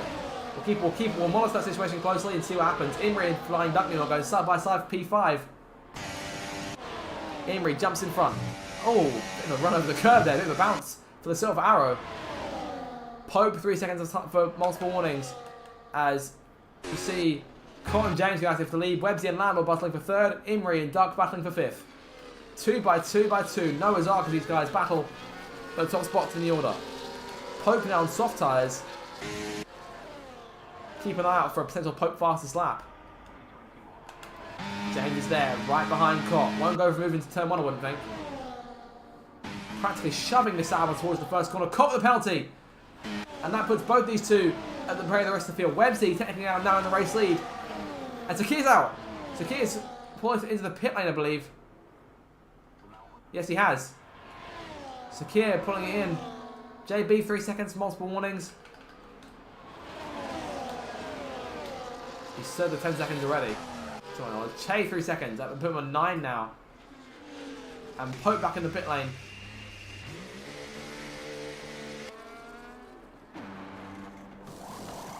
Another set of soft tyres going on.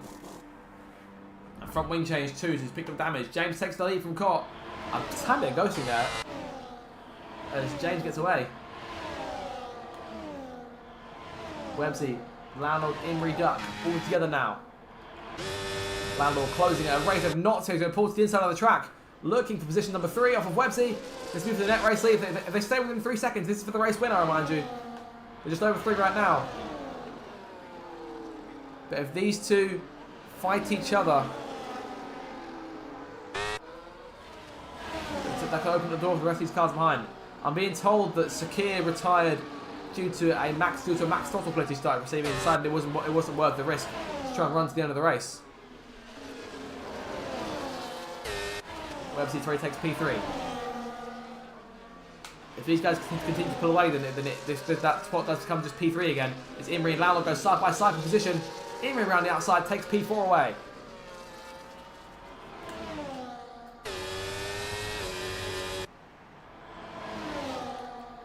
Further back here, everyone quite spaced out. Red J still hunting Ethan for that last point to pay in place, but Ethan's penalty, it should go to the Ferrari.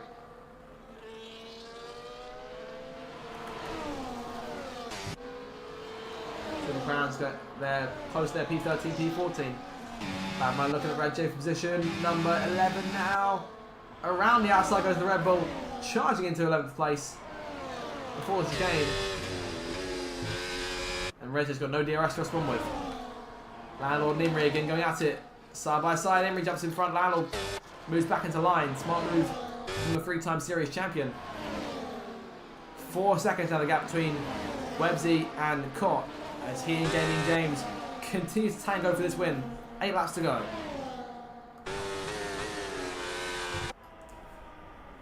And this may turn into a real Verstappen Leclerc game of DRS chicken. Both these two want to be in that place, running in a good spot to make a move in the 4th and final DRS zone. But you never know, down the main straight, we could still see anything happen. I dare say a penalty for either one of these two cars may just gift the win to the other. If you make a mistake, you lose the race. It's as simple as that. James is still leading, but Cott is right there looking to challenge. DRS in play once again. Cott inches closer and pulls to the outside towards the chicane. He's back in front. These two continuing to scoot away from the chasing pack. That gap down was 5 seconds as Lano and Websy go side by side. Lano takes the place. Imri now hold on to that podium spot, looking for his first top 3 finish of the season. Feels things haven't gone his way so far in terms of those safety cars in particular. Green now into P8, he's managed to take Curtis. And may take P7 too, given the number of penalties that Che has. Let's have a look at those here. 3 seconds for Cott, 3 seconds for James, 9 for Che, 6 for Ethan, 6 for JB, 3 for Alvar, and 3 for Pope, but Pope looks to be finished in P17 as it stands anyway.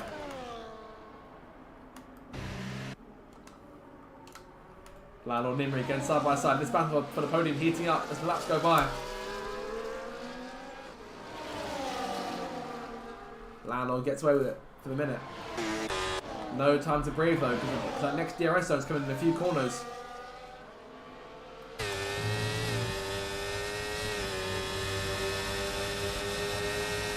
Keep an eye on these guys. Again, Cott and James go side by side. James to the outside of the racetrack. Don't got enough for run. Imri can't quite catch Landlord, but there goes Duck looking around on Websy. Won't do it just yet, but will stay in line. But a poor exit. Duck goes a bit wider than expected onto the curb.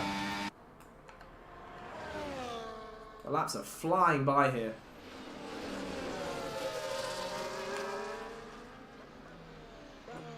With a lock up from James, that will allow Cott to extend his lead a little bit more.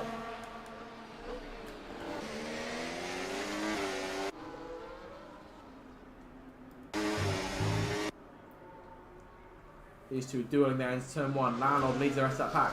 Imri to the inside of the racetrack, gets clear of the Haas and the championship leader before they reach turn 1.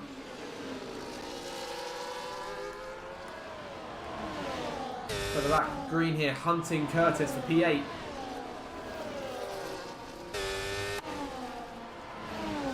Sixth back right now, looking to get closer and closer. Che 3 seconds. Those two, Curtis and Green, are fighting for P7 in the order right now. It's probably to Che will fall down the field, but I saw them out. But in terms of pace, it's been a good return for him. James reclaims the lead. Imri being hunted by Landlord. Duck and Websy close to it. Again, no one close to go for a move this time. It's all square right now. Action station's not quite for the minute. Che P7, the world of his own right now. I just needs to bring this one home without getting too many more penalties. Badman gets one now.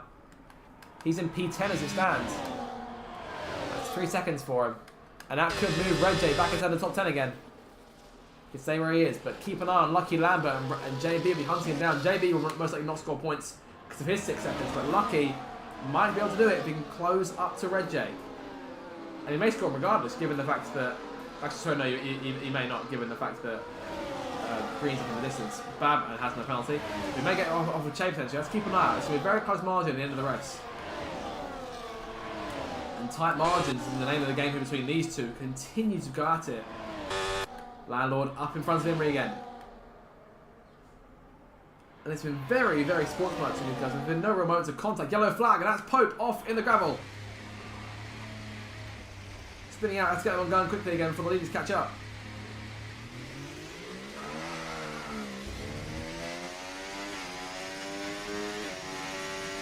It's been a struggle today for Pope, has to be said.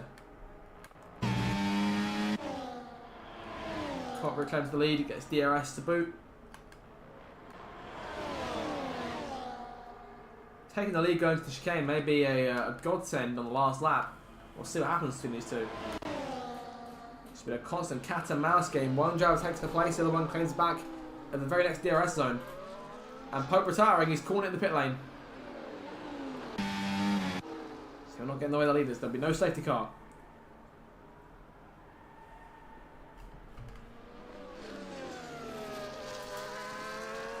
Yellow flag there in the third sector. Everyone will be able to avoid that nice and easy with Pope in the pits. We should see his ghost come back out on the racetrack. And Websy's out. Websy's crashed. Virtual safety car is deployed. He's lost it at the exit there of turn 2. And a very, very promising day pace-wise comes to an unfortunate end for Websy. 5 cars out of the race now. We're down to 16, down to 15 runners. And a brief break to have to recharge the ERS before we get going again. And now jumping for a place or two.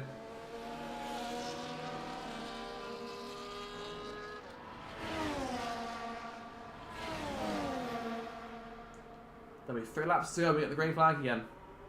Which is over 3 laps.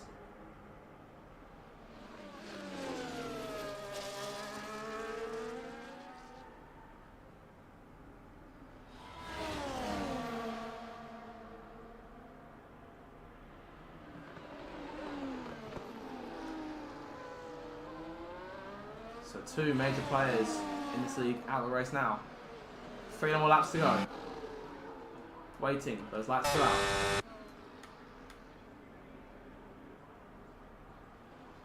And the top 3, or rather 3rd, 4th and 5th, all still racing for that last spot on the podium. No penalties for any of them.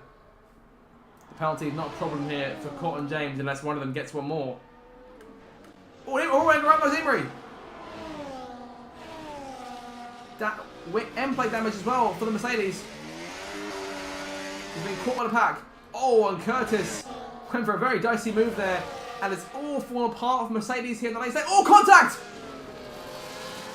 Around goes the debutant. Green off into the gravel. And a very, very frustrating end to what could have been debut points. Or points finished for the reserve. Green down here with a big front wing damage there. It's safe to assume his race is over. Flying Duck and Landlord left to duel for the last spot on the podium. Survival of the fittest here in Australia.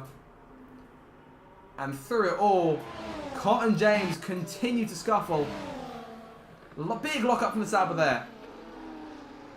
Now, if the second place car can be on the tail of the leader on the last lap, we could be in for a photo finish. 2 laps to go here in Australia. Mercedes, for the second time, capitulating. Chains P5 now, another penalty for him. We haven't crossed the line in 5th place.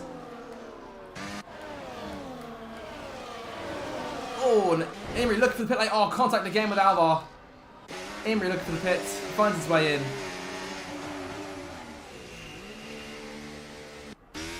And Green's coming in too. Ian recalled today, retired from the session. And Green retiring as well. 13 runners left in this Grand Prix. 4 of them have no penalties. Australia again generating chaos. And these two continue to scuffle, continue to tangle with each other. It's been a very clean race between these two. One of the real 1v1 driver duels. And we've got 1 lap to settle it here. One of these two will walk away the win. James looking for his first career victory. DRS deployed. 1 more lap left. A 10th separating these two. You can put a blanket over them. Nose to tail. Flying Duck leads Landlord to the last lap. Looking for that last spot on the podium. It'll be a double podium mark for RB if he can put it off, but could it be a 1-3 or will it be a 2-3? Have to wait and see. Another lockout from Cott. Those medium tyres, I imagine, are struggling. And James may be the one in the driving seat here because he's going to have DRS. If he can cover off Cott, then he might be in the money, but it's going to come down to what Cott's willing to use battery-wise. Because James will have a lot of battery too. Here they come. This could be the moment to decide this race. James closes, he goes to the outside of the track. Around the outside, James goes past only just. Cott's still there. Sliding around. And I think James might have this one. James a few corners from his first career victory if he can just hang on a little bit longer. It's been a fantastic duel between 2 brilliant drivers, but in the end, one of them's had to win. Cott has been defeated. He'll have his first points and podium of the season, but Gaming James will run off the checker flag and take his first RDL victory. He wins the Australian Grand Prix. Cott home in a valiant 2nd place, and Landlord gets stuck at the end. Landlord, the championship leader, will increase his lead with a spot on the podium. Duck in 4th. Cheo runs the line in 5th. He'll lose a number of places down to penalties. Curtis the line in 6th. He'll finish P5 in the end. But a scuffle back here, further back, not quite sure over what. Badman P7 towards the line. Lucky and JB just behind. Lucky get P6 at the flag. Badman 7th, Che 8th, JB 9th. Alvar 10th, Cotley Goblin 11th, Red J 12th. Sorry, Ethan 12th and Red J 13th. But Gaming James for the first time is an RDL winner. It took him just less than a season.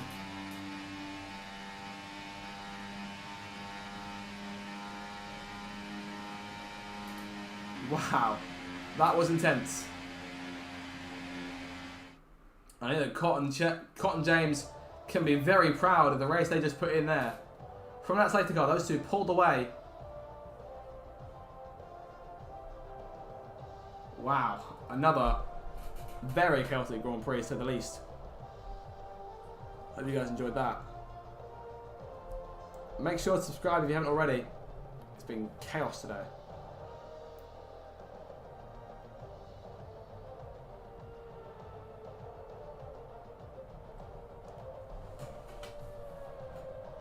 Thoroughly enjoyable all round. James then will nab his first win of his career, RB's first win, Kickstarter's first podium in the RDL, all British podium there as Landor comes home in 3rd. And this RDL season continues to thrill. 3 very intense races to kick things off. And the field stays wide open with 3 different winners in 3 races.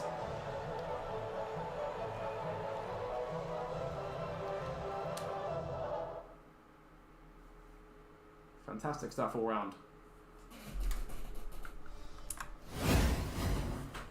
Post-race interviews are in order. We'll see who we can get to come in and speak to us today.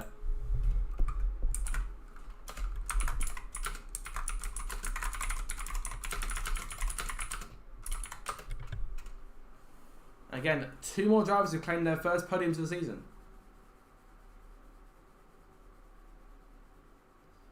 So the interviews are open. We'll see if we can get anyone to join us.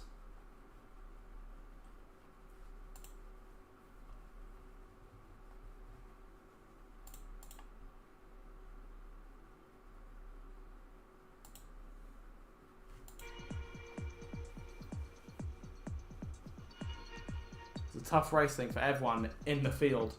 13 finishes in the end. And James becomes your winner.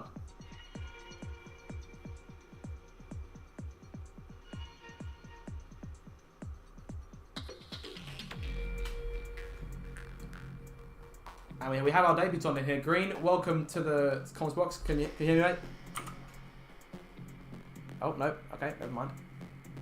Oh, actually, we have James here. James, well, congratulations, mate. Can you hear me? Very much. Well, you are an ODR race winner. How does that feel, mate? Yeah, it feels great to us, honestly. I'm ecstatic, like, you know what I mean? I never expected this to happen, to be honest. I mean, you've had the speed these first couple of races, so I think from my end, it was only a matter of time. I mean, you and Cott had a mighty battle in those last 10 laps, so talk me through that, because, I mean, the racing was spectacular. Oh yeah, it was insane. Like, I mean, great battle, fair enough to Cott, keeping it clean and all as well. I think brilliant it was, but I mean, as soon as I saw he had that 3-second time penalty, I knew it was like time to like full like push and all, making sure we got away from the pack behind us, which we did like quite well. And then at the end, I knew like DRS is really strong in this track, so I thought if I keep behind them, surely in the last lap I'll be able to just breeze past them. So. That was what I was thinking, but I was saying that whoever's in second on that last lap was probably going to breeze past with the DRS. Of course, there was there was a small group of you that sort of pulled away at the start. I mean, was the racing solid there as well? Yeah, the racing was very solid. Like, wasn't like big overtakes being happening as many as these DRS ones, but it was very solid. Much improvement from Jeddah.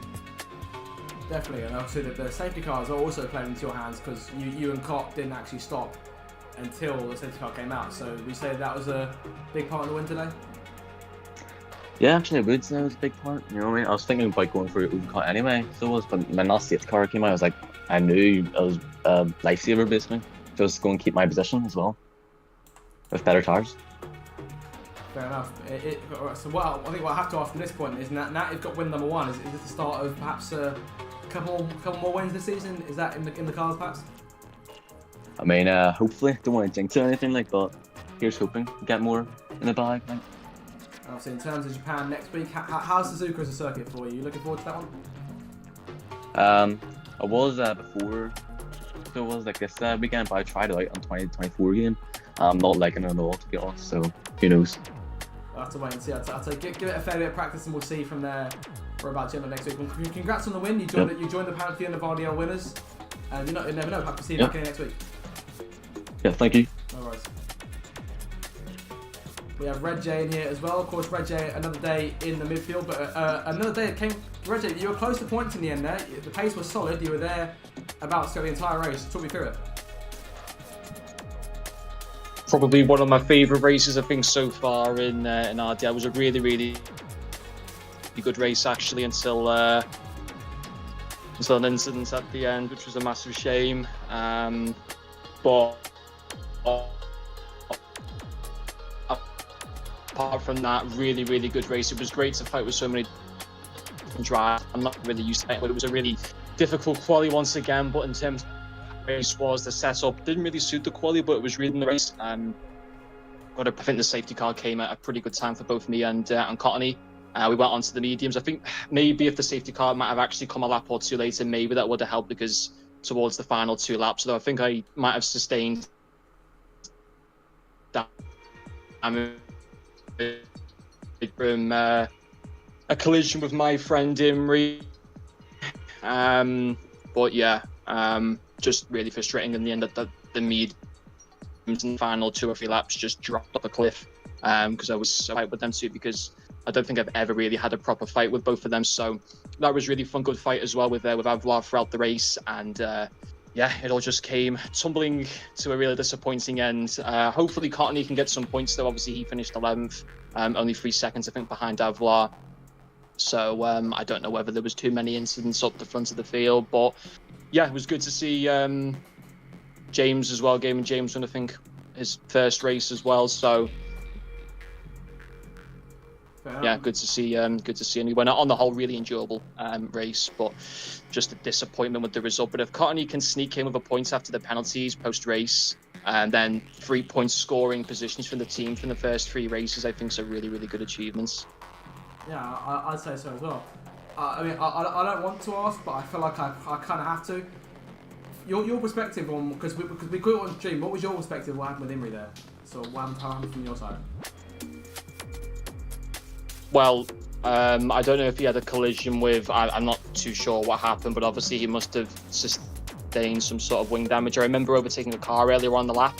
Don't know if it was Sakia, I don't know if it was Websy or Green. Might have been Green. Can't really remember. And the middle part of the sector, and I came up to the final corner, and yeah, I won't go into it. I'll save it, I think, for the stewards process. But yeah, an unfortunate incident that he didn't need to do because he ended up retiring from the race. But it is what it is. Obviously, he must have been frustrated from the incidents as well. So there's probably a couple sides to it. Yeah, in the heat of the moment, I was absolutely furious with him. But yeah, I mean, only 13 finishes from the race as well, so quite high attrition on the whole. But yeah, on the whole, it was a really, really fun race. Even though I ended up finishing last, it's just, yeah, such a shame in the end. Fair enough, but it means But I'll look forward to watching back the stream later on.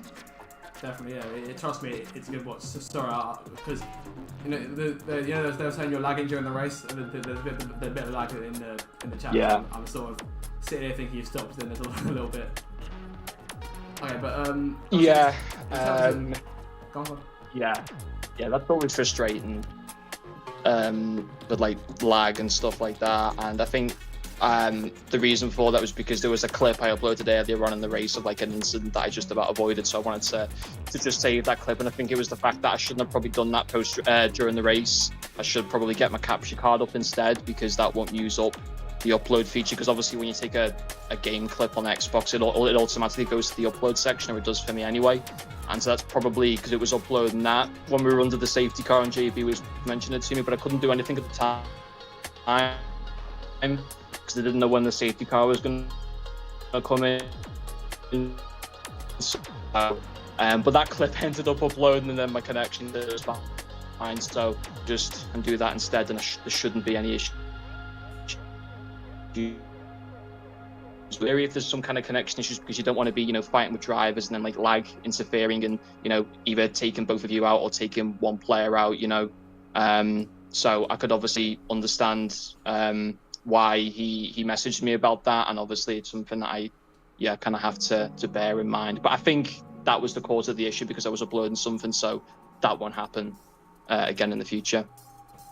Hopefully we'll see that sort of thing repeated. I mean, last question for you.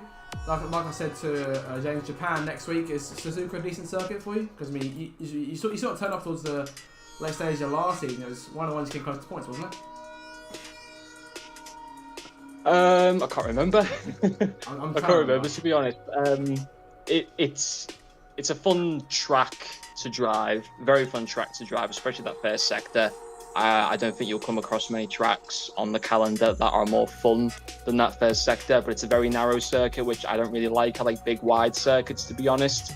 But yeah, it should be an interesting race, and if we can, me and Cottony can just keep up the form with, challenging for the points in the races, I think we're in a good fight, or we were in a good fight with Kick Sauber until Cott got second today. So obviously the two Mercedes aren't doing too well on the whole at the moment, but they're both very good drivers, so I'm sure they'll end up doing well over the course of the season. But yeah, we're in the mix, and that's that ultimately that's a good thing. But yeah, I'm looking forward to Japan. It should be hopefully quite exciting. Well, here's hoping you guys can keep up the good form, yeah? Yes, hopefully so. Well, thank you for coming along. Again, another decent race. I'd say keep on going with it, and we'll see you scoring points regularly soon. So, again, thanks for coming along, and I'll see you next week. Yes, see you later. Thank you. No worries. Got cap us off for today's race then. I've been Zach Ossie, hope we didn't enjoy this one. In terms of word for the race, it's just me doing this week. I have to think of something. Actually, I like Reza used the word attrition. We'll go with attrition. That's our word of the race. So for those of you who are still here, when this stream becomes a video, make sure to go to the comments, type in the word attrition, and let me know who you think will win at the next week's race in Japan. So until then, make sure to like, share, and subscribe for more future RDL content. And until the next race, which will be on the 8th of July, Japanese Grand Prix, same place, same time. I've been Zach RC. Good night, everyone. We'll see you next time out.